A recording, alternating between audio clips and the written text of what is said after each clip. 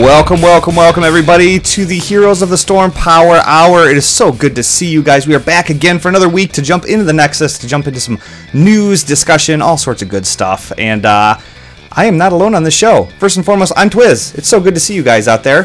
However you're watching this, if you're watching this on YouTube or if you're downloading the audio on iTunes, it is so good to have you with us. We are going to be carrying you through the next hour and a half-ish, something like that. But like I said before, I'm not alone on the show. I never am. It's one of the greatest things about a podcast, versus usually you're never alone. Please allow me to make a few introductions, including our very special guest host, who will be last but certainly not least. I want to make a quick introduction. The co-founder of BlizzPro.com, the man, the myth, the legend, Mr. Eldorian. Welcome back for another week, my friend. Hey Twiz, it's good to be here. Sorry, I do not have a joke this week. Oh God, that's probably good. Oh man, I was not prepared. It's okay. I know you guys are heartbroken. I had some really good ones. It's all right. Yeah. Usually he opens up with a very, very stale joke. So I'm glad. You mean great joke? Yeah, sure. That's what I meant to say. So, just below him is the Three Viking Wrecking Crew. The very awesome and talented person who only had one job, Mr. DJ Tyrant. Welcome back, my friend. I also do not have a joke because GR didn't prep me to have a joke because he didn't have one. Okay, well, that's good. I was really hoping for jokes today. I'm disappointed. I know. You had Jimmy. You had one job, dude. You had one job. I know. My job changed. I wasn't aware of this.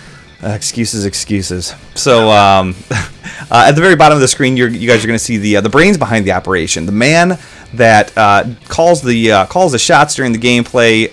Again, the brains, the brawn, the iron, the legendary Mr. Balrog Fan BP. Welcome back, my friend. Hey, how's it going? I actually do have a joke, but it violates Twitch's user agreement, so okay. I can't say it. That's fine. You know what? Yeah. Hey. I whatever keeps us on the air is what I'm the biggest fan of. So yeah, I'll hold that one for the after show. Oh God! Well, ladies and gentlemen, last but absolutely not least, I would like to welcome to our show for the very first time. You know him if you have had anything to do with YouTube, the WoW community, anything like that. Please help me welcome to the show, Mr. WoWCrendor, who will also go by the name Crendor, I believe, for this episode. If that's cool. That is true. I wish I had just been Crendor from the start for branding reasons. I understand. But no, man, it's so awesome to have you here tonight.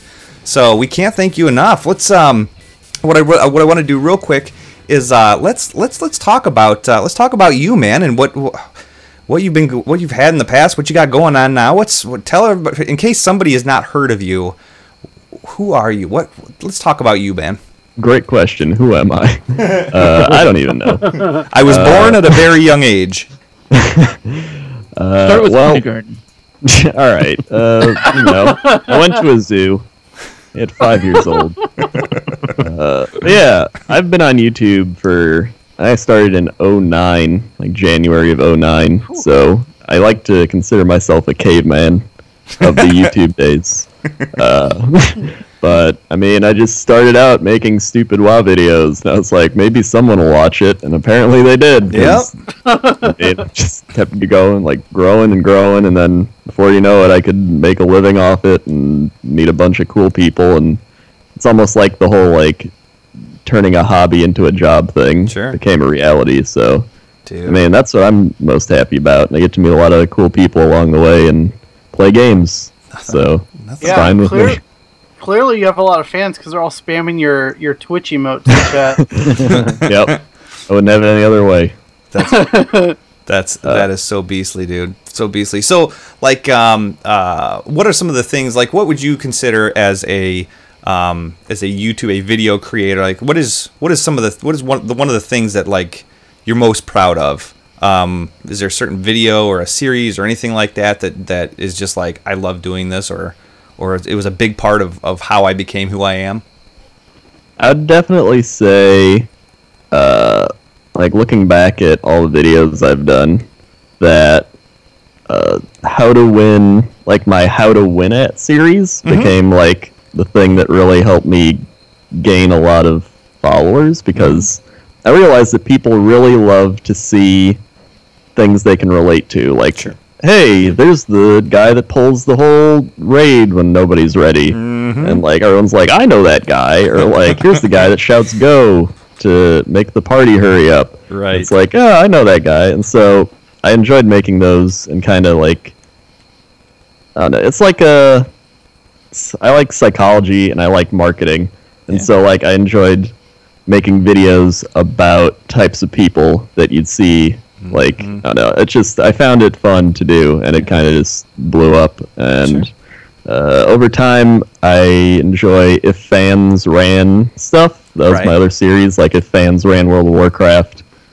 I know my original one has like 1.2 million views now. Holy cow. And that's probably my favorite series I've done, just If Fans Ran. Just look that up, If Fans Ran. There you go. There you go. So. You know what? And I think that is probably one of the biggest things when you... people have these experiences, and it is so reassuring and so hilarious to know that, like, dude, you're not alone. I'm having the same experience that you're having, you know, with just the community in general, just people on the internet, you know, and it's good because it allows them to laugh. It allows them to understand that, you know, they're not alone, and, you know, just kick back and have a good time. So... Yeah, and I mean that's what made me start making videos, was I saw all these people like talking about these things, and I was like, well, I think I can relate to those people in some way, and like I think I can make at least one person laugh. I mean, like myself at least. Sure.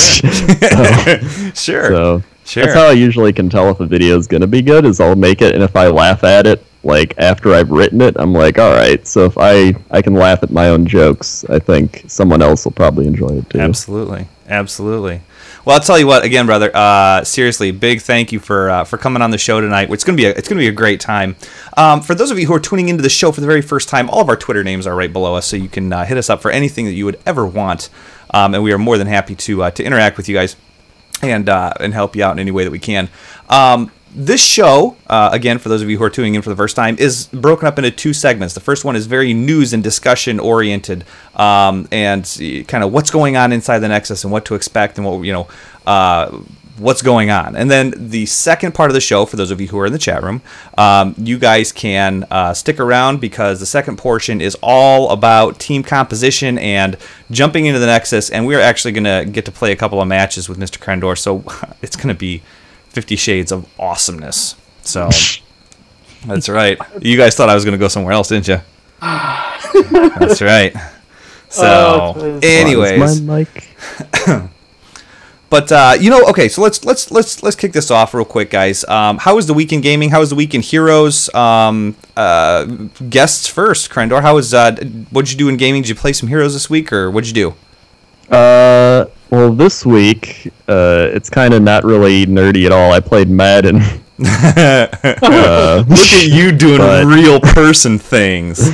Yeah, I played Madden, and I play Madden in a really unconventional way, too. I kind of just play franchise mode and pick a team and try to make them good, and I just simulate, and I don't actually play the games. I play it like a football simulator. Like okay. I do the same thing, actually, but I live in Detroit, so it's a very uphill battle for me most of the time. Well, I'm in Chicago, and I'm a Packers fan in Chicago. Wow. Oh. So here's something you learn. How are you still alive? I don't know.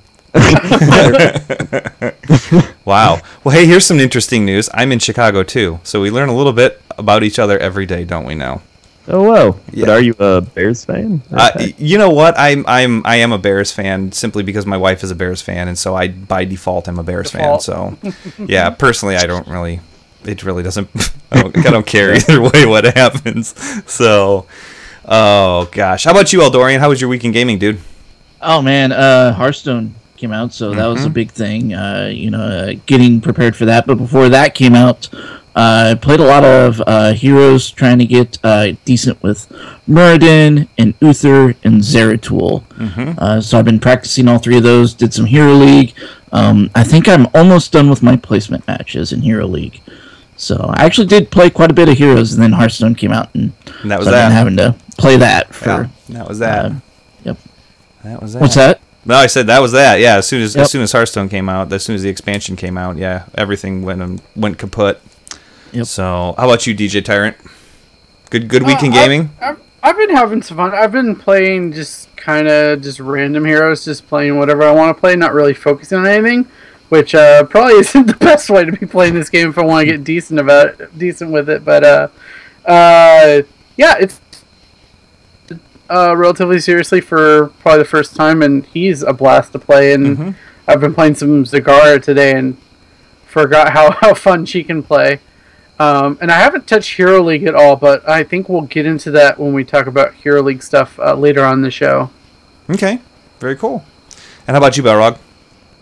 I've just been playing basically Heroes. I mixed in a little bit of Mass Effect too, but that's one of those games I play for like an hour. I'm like, okay, I'm done with you. Back to Heroes.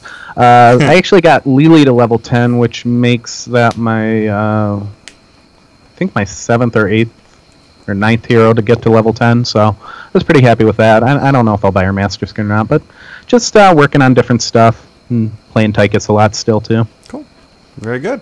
I devoted a bit of time to Karazim, the monk, and I'm loving him. I'm absolutely loving him. Like, there's just some heroes that you just bite onto and you just understand just how they work. They just fit like Michael Jackson's glove, you know? And so a little too soon maybe. Sorry about that. But no, he's working out really. And I mean, if you can get a good comp of like face melters, I'm talking Tychus and Valla and, you know, maybe a Zeratul or whatever, and you have the monk with the AoE healing, and I call his ultimate ability 7 Fists of WTF. Yeah. And I mean, it's just so brutal. It just really is. So I've been really enjoying Karazim, and I'm going to be playing him later on for the second half of the show, so you guys can stick around for that. Also, one of the things that I noticed was my gold pile increased significantly, and I was like, what is this all about? So if you own a lot of the bundles and stuff like that, Blizzard gave you gold to make up the difference for what you can't purchase. So I went from like 3,000 gold, and then I was all sorts of torqued off because I was like, oh, you know, I want to buy the pig mount, and I want to buy the treasure goblin mount, and this and that. And they're only for a limited time, and I've only got 3,000 gold. I mean, there's serious first world Blizzard problems here. And then I was like, okay, you know what? Whatever. I go to bed. I wake up the next morning. I've got 15,755 gold. And I was like, what? 1,000 of that came from your team too, because you got refunded for the making the team. Oh, nice. Got refunded. There you go. So if you guys haven't logged on, you might have a little bit more in your piggy bank than what you think. So yeah, I'm actually I was like, oh, what am I going to buy with this? And then I realized Rhaegar's coming out in the not too distant future, so I'm just going to buy it. You mean Rexar? Rexar? Yeah, that's what I meant. That's what I meant. Rexar. Him too. They're both coming out. So anyway, but that was my week in gaming. So you know, very cool. Very cool. So again, speaking of mounts, guys, I do want to let you guys know that if you have not gotten the Money Pig, the Money Pig is going away as of September 1st. Crendor, do you have the Money Pig or no? I don't have the Money Pig, sadly. Oh man, it's a sad day here. I've always just used the Dire Wolf. There's nothing wrong with that either, man. I like your style. At least it's not the pleb mount. Yeah. My favorite thing about the Money Pig is it just sits there and poops out coins all day. Yep. Yep. I'm 3K away right now. I'm going to get it before September 1st. I gotcha. 3K is doable. I think if you're not within about 7,000 or 8,000, you're in trouble. Yeah, if you just keep playing, I mean, most of the gold you get from playing, you figure, you know, 10 matches is 200 gold. So yeah. On the downside, though, the Nazibra that was part of the Nexus bundle has disappeared as of today. I don't know if it's available in the store right now, or if it's okay. So it's gone. It's gone. It's gone. Yeah. And there's been no mention of that mount returning. So that doesn't mean that they won't. I mean, for crying out loud, it's a way that you can make money. You know, I think they're going to bring it back. It'll return for $5.99. That's right. Yeah, exactly. I don't think it's going to be that cheap. Yeah. Well, they do have the Storm bundle now, so that's a whole different recycle of it, and it comes with the Cyber Wolf, so that's cool. Yeah, absolutely. Also, not to forget that Black Hearts Doubloon is arriving soon. We finally agreed to sit down with Blackheart and talk him through this mount design. I think that's going to be a 20,000 gold mount too as well. Don't quote me on that. Yes, I'm pretty sure it is. Okay. So, anyways, guys, so that's just a quick brief reminder that the Money Pig is on its way out, and if you guys haven't gotten it and you have the coin to spare, by all means, please do so. So, I don't have the Money Pig mount, and I don't think I'm going to have it anytime soon. I have it, and I bought the Treasure Goblin mount as well. Oh, did you? Wow. Holy cow. Oh. Mr. Moneybags. This treasure goblin's cool. Yeah, there's a story in one of our early episodes about me buying the Money Pig. Yeah, I goaded him into it while he was drunk. Yeah. Oh gosh. Well, okay. So that's sad news for today. Sad news for today that the Nazebra is gone, and that the Money Pig's on its way out. But let's not focus on today. Let's talk about tomorrow. What's going on tomorrow, ladies and gentlemen? Spirian, the community manager for Heroes of the Storm, made a post. He said, "Hello, everybody. We are planning to make our newest battleground, Infernal Shrines, available for play in all game modes starting Wednesday, August 26th.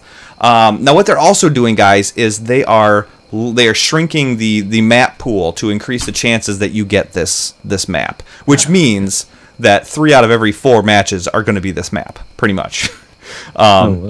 Or so it's at least going to feel. But the battleground rotation for the next week, the 26th through the 2nd, is going to be Infernal Shrines, Battlefield of Eternity, big winner. Yeah. Cursed Hollow, Dragonshire, Sky Temple, and Tomb of the Spider Queen. At least the rotation's a little bigger this time. Last time it felt... Yeah. Wasn't it? It was only 4 maps. Yeah, last 4 time, wasn't maps. It? Yeah, that's pretty bad. Yeah, it was only 4 maps. So, and again, if you want Blackheart's Bay, Haunted Mines, Garden Terror, you can get those via the custom games. So they're not like out of the game. This makes me glad that Hearthstone came out this week. Right. Right. I don't want to play on any of these maps. Chris Hollow. Such probably the only one. Right. Yeah. Right. I enjoy a lot of them except Battlefield of Eternity, but I don't have much of a choice this week. I need that 3K for the Money Pig, so I really diving like in. Sky Temple, but that's just me. Yeah, maybe I'll like the new one a lot too. It's true. I do want to check out that one, so I will be playing. Yeah, it'll be interesting. Did you have a chance to mess around with it at all, Crendor? I have not even gotten to play the Battlefield of Eternity. Oh boy! Like I was playing Asmodan, I was playing with Jesse the other week, and we were playing, and I think we played like 20 games, and we did not get Battlefield of Eternity. So I still haven't gotten it. Wow. And I feel like that's a good thing, the way everybody's talking about it. Like, what's so bad about it?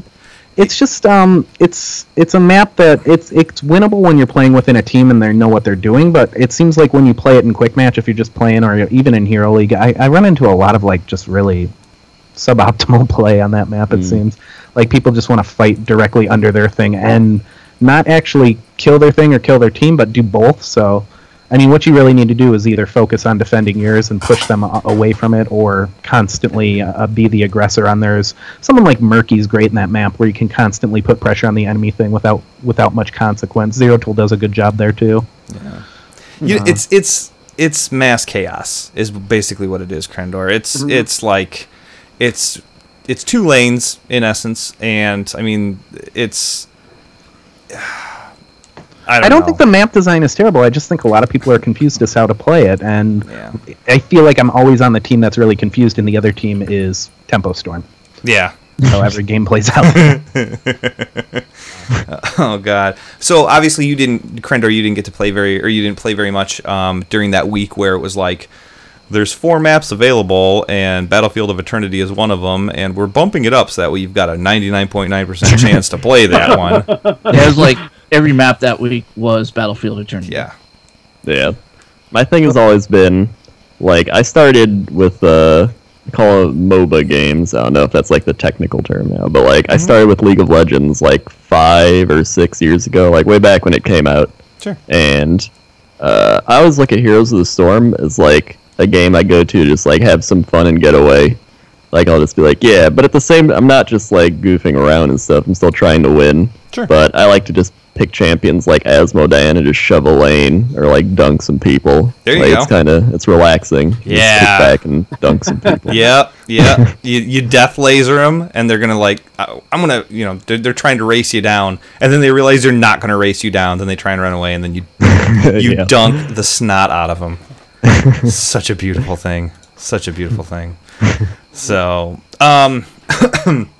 in the interest of time, because Mr. Crendor has engagements after this that he has to do, we normally cover, guys, we go kind of a little bit more in depth with an article that's on heroesofthestorm.blizpro.com, and one of our writers, Alebeard TV, awesome guy. I mean, he really breaks it down from the beginner to the intermediate to the expert, and really, he takes a certain aspect of the game and he just dives into it full force. He has an article, and it's called "Getting Ready for Hero League." Okay, and if you are just now getting into Heroes of the Storm and you're hearing about all this league talk and what is this? Is it a bowling league, or how do I sign up with my buddies or whatever? He breaks it down on how you get there and everything like that. And then once you get into Hero League, that's a little bit of a different experience.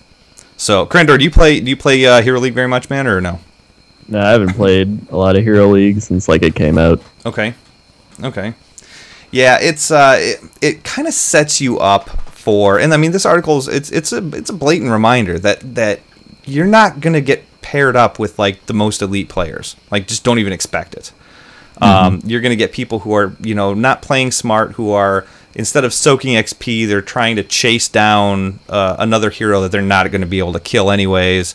Or, when the whole team is in the middle of a team fight or trying to make a big push or whatever, they're out trying to get some camp somewhere by themselves. You're going to see that, guys. It's going to happen, and that's when people fly off the handle. That's when the toxicity gets introduced and everything like that. So this article really ties around a lot of how do I prep myself for this? What do I look out for? What do I take to heart that I'm doing wrong? Or what do I just slough off and say, no, you know what, that guy's just, he's about one fry short of a Happy Meal. So, so what am I missing? What am I missing as far as getting ready for Hero League goes? I say just don't be afraid. That's one of the things, like, there's a lot of, like, you get this in a lot of games, even Hearthstone, StarCraft, anything like that. You get, that anxiety of going into a ranked play, and just not being afraid to play. Like, if you have to, turn off allied chat and just pay attention to pings. If, don't be afraid of being the bad player, because you might be the bad player, and that's okay, but chances are, with at least what I play, I usually think I'm going to be the bad player, but there's usually at least one other guy, so that's usually good. But then that's usually Jimmy. Lose. So yeah, it's usually Jimmy. So, but I'd say to embrace the format. I mean, like, you get to pick for the map, you get to counter pick enemy champions, and if you start building up a decent stable of heroes that you feel comfortable with, it's really nice to know which one is better for a better situation. And then when you go into quick match games or team league games or whatever, you know what you got in your pocket. Yeah, I think that yeah, and kind of piggybacking on what you just said there. You know what? There are certain heroes that are just safe. And if you learn how to play them, nobody's ever going to dump on you for picking a Valla, for picking a Tychus, or something like that. People are going to dump on you when you pick Murky. Yeah. I mean, there you go. Case in point. Vikings. Yep. What's the one that I'm trying to think of? Oh my the god. Newest hero. I mean, if you auto pick, if you first pick Monk right now, people are going to probably be a little angry. Even if you're amazing with Monk, you're going to go into that game with a bullseye on your back. Yeah, well, and so be it. Yeah. But play what you're good with mainly. What's the guy that sets down the turrets? Why can I not think Gazlo? of Gazlo. I was thinking gazebo, which is a combination of three things. That is a structure. The structure out at the old folks' home, gazebo, and Gazlo. So. Oh my gosh. Yeah. So, anyways, But you know what? I would pick. I would find there's some seriously solid heroes out there that nobody's going to get down on you for picking. And if you pick them and master them, then that's going to get you more experience with the map. It's going to get you more experience on a good hero that has a lot of utility, and it's just going to make your gameplay a little bit more enjoyable. So that way you can feel more comfortable when you branch out into other games. So, or into other heroes, I should say. So, Yes, anything sir. on that? Anything? Next topic. Ding. Ooh. Ding. Guys, Shot. we should have talked about this a little bit earlier, but I didn't even think about it. There's a Valla build on heroesofthestorm.blogspot.com. There's builds all the time where we take a hero and we talk about the abilities and everything like that. We go more in depth and everything on the website, but we give you guys a crash course and a good solid build that you can go with into the Nexus. We can do one of two things. We can use the Valla build because the Valla build is on the website, or since I'm going to be playing the monk later, we can go through a monk build. I don't know the monks, so that's on your shoulders if you want to do it. I can do it. I feel comfortable enough, but I don't want to steal your thunder. We should probably do Valla and save monk for next week. Sounds good. Just simply because someone helped me with this one, and I would feel like I would be slighting one of our patrons if. Oh, nope. Enough said, man. Enough said. Nope, that's fine. We'll do all the things that you want to do. Yeah. Wait, is this really his build? I mean, it's not Chen. Right. No. This is one of our patrons' builds. He submitted to me, and he wrote up some of it, and then we kind of collaborated on it and talked a bit. And he's his name's Zexorus, and I was drawn to this build because I think it's a happy medium, because a lot of people like multi-shot build, but I think it's a lot of meaningless damage most of the time. You'll have the numbers, but none of it is actual damage that gets the job done. And the auto attack build, while very, very strong, probably her best option, takes very optimal play. Like, you have to be very good with auto attacking and stutter stepping and all that stuff, and it can be a bit much for newer players. So this is a nice strong build that is a nice medium between the two. Oh, okay. So what do we got starting out, brother? Level 1. Where are we going?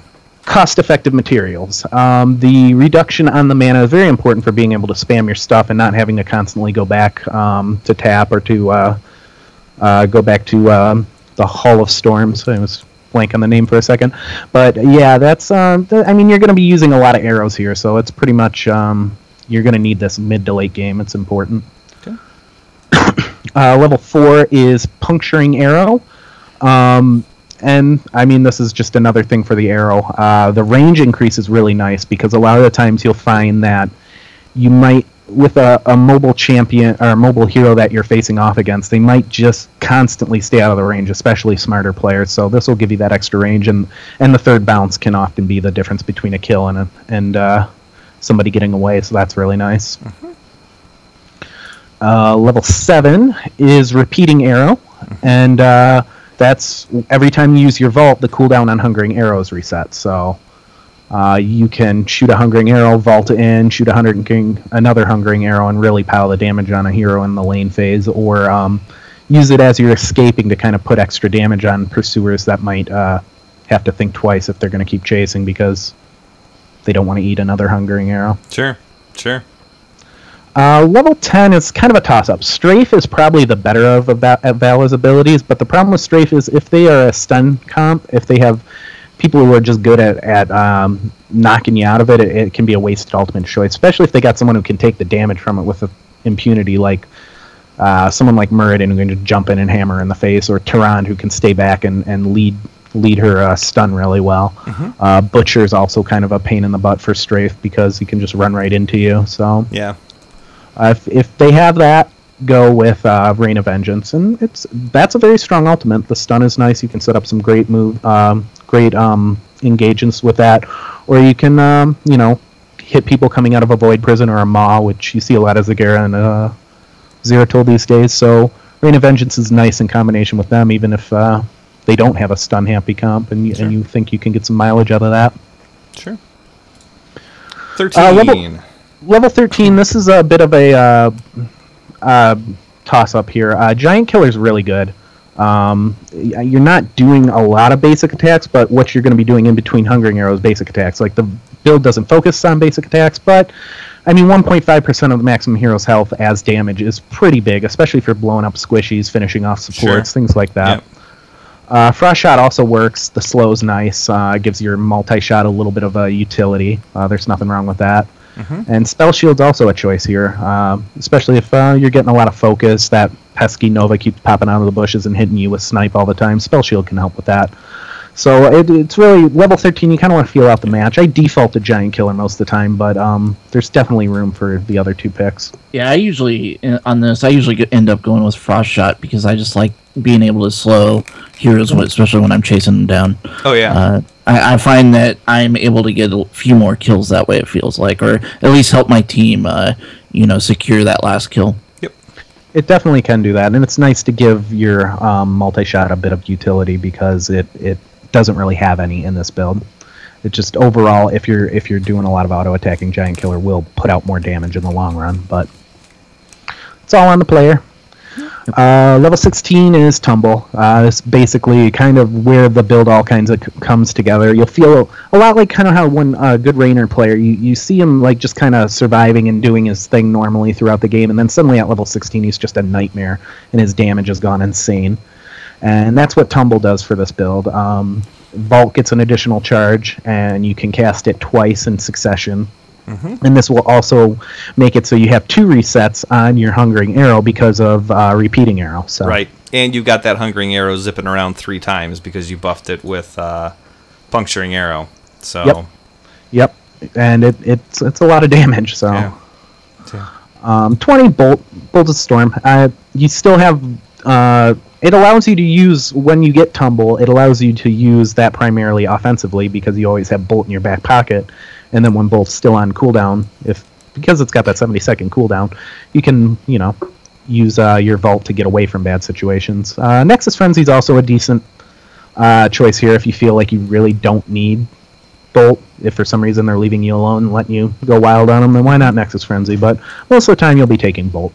Okay. Yeah, I would say definitely feel that one out because I know there's a lot of times I take Nexus Frenzy, especially if we're just dominating a team, and I don't feel like I need that escape mechanism. Right.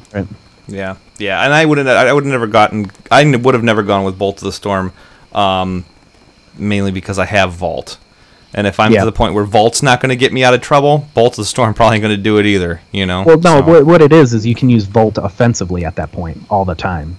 Oh, I see what you're saying. You can use it to be the pop in and aggressor pop out constantly because you've got that escape button. I see. Crendor, do you play Valla at all? I don't really play Valla. Okay. But, I mean, I'm always up for learning about other champion or heroes or whatever. Sure. Yeah, definitely. Well, Valla is one of those safe choices that I talked about earlier, where, I mean, she's just great solid damage. She's great for keeping minion waves under control and stuff like that, so... I feel like she's a great hero, especially if you're starting, because her build is fairly self-explanatory, and you can kind of learn with her on how to play safe without being as squishy as like Jaina or something like that, and then feeling like you're pretty powerful with being able to put out damage, and you don't have to be like super good, but like needing to be a specialist or a tank or a healer or something like that. She's a very good assassin to pick up and learn. Sure. Absolutely. Well, you guys, there's that build. There's numerous other builds that are on heroesofthestorm.blizpro.com. So make sure you guys check that out. If you got a favorite hero and you want to make sure that you're building the right way, absolutely check out our site and make sure that you are up to snuff on what's going on with that particular hero. So one of the things that I do want to bring up, guys, is we do have our Patreon. There are behind the scenes costs for this. The show, for the website, for everything as a whole, and donations go so far. They really do. Even $1, giving up your Starbucks for a day, one day a month, for $1, it goes so much further than you could even imagine. So head on over to patreon.com/heroespowerhour. And there's a lot of perks and benefits to being a patron. We play against our patrons after our show on Tuesday nights. We play. There's a lot of perks. It's all on the site, so you guys can check that out for yourself. So, I also want to give a big shout out to Matthew D, who is our latest patron, and he actually got to hop on the show last week and play some Abathur with us, which was pretty awesome. And he played really well. Yes, really well. yeah. He was like, so I've been watching you guys' videos for a long time, and am I right that, like, if I just donate $1, I can play with you? And it's like, well, yeah. I mean, chances are we'll just play with you anyway because it's cool like that. But, still, yeah, that guarantees you a slot, So, anyways, well, guys, that's going to do it for the first section of this show. The audio for the show is going to be available on iTunes. Just do a search for Blizz Pro or Heroes of the Storm Power Hour or whatever, and you'll be able to funnel us directly into your ears. The second half and this particular video feed, in case you caught up to it late, is going to be available on the Blizz Pro YouTube channel. So make sure you guys head on over to YouTube, do a search on Blizz Pro, and you will find the first and second half of the show. The second half we are about to jump into. So,